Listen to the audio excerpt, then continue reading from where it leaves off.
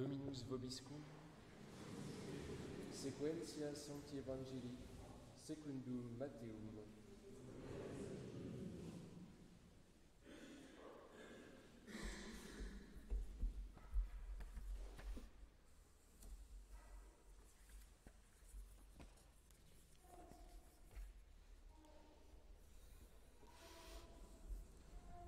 En ce temps-là, Jésus dit à ses disciples, « Vous êtes le sel de la terre. Si le sel devient fade, avec quoi va-t-on le saler? Il n'est plus bon à rien, sinon à être jeté dehors et piétiné par les hommes.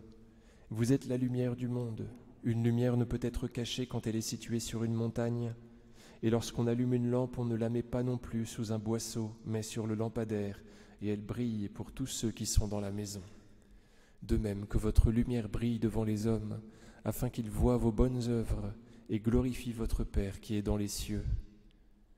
Ne pensez pas que je sois venu pour abolir la loi ou les prophètes. Je ne suis pas venu pour abolir, mais pour accomplir.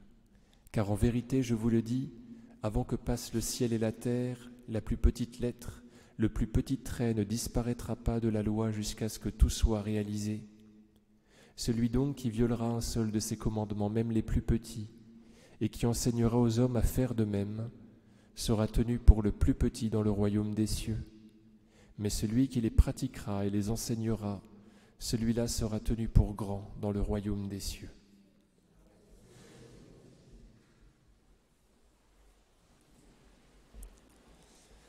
Au nom du Père et du Fils et du Saint-Esprit, ainsi soit-il. Chers amis, nous fêtons aujourd'hui Saint Pierre Canisius, un grand opérateur de la contre-réforme. Il lutte contre les thèses de Luther avec toute sa science et sa charité.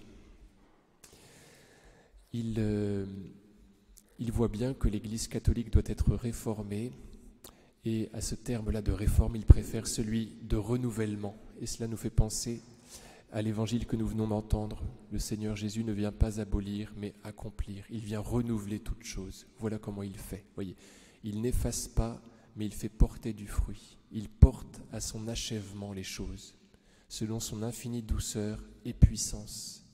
Et c'est ce que fait Saint Pierre Canisius, vous voyez, qui porte à son accomplissement pour son aujourd'hui ce qu'il voit écrit dans l'Écriture sainte. Alors, il paraît qu'il traduit les pères de l'Église que Luther avait en horreur. En fait, il les rend accessibles, il leur rend accessible la lecture au monde entier en les traduisant. Et puis, il va aussi imprimer un catéchisme qui va avoir beaucoup de succès. Il va faire en sorte que son enseignement se répande en utilisant l'imprimerie qui vient d'arriver et qui passe aux yeux de certains catholiques comme invention démoniaque.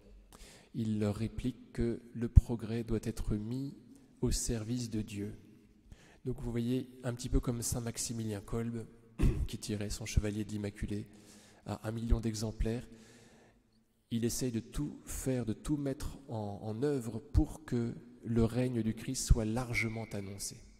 On se souvient que les pécheurs que Jésus a pris pour être ses apôtres péchaient à la Seine, c'est-à-dire avec un filet très large. Donc on est invité à pêcher à la ligne, évidemment, dans nos relations au quotidien. On pêche les gens à la ligne, dans nos conversations, mais il faut aussi qu'on puisse les pêcher à la Seine, c'est-à-dire que c'était un filet, vous savez, qu'on jetait à l'horizontale sur l'eau et qui était plombé en ses extrémités. Donc il tombait comme ça, il s'enfonçait dans l'eau, comme s'il voulait rassembler avec ses bras. Cela fait penser à la colonnade du Bernin qui est devant Saint-Pierre, qui essaye de capter un maximum d'humains. Voilà, donc il faut essayer, alors je ne sais pas, selon ses talents, de répandre le règne du Christ. En tout cas, si on ne peut pas faire comme Saint Pierre Canisius, il faut que cette intention nous habite. Vous voyez, si on est tiède à ce niveau-là, il faut demander au Seigneur Jésus de nous enflammer, de nous réchauffer, parce que c'est bien cela qu'il veut, que tous les hommes soient sauvés par notre évangélisation. Au nom du Père et du Fils et du Saint-Esprit, ainsi soit-il.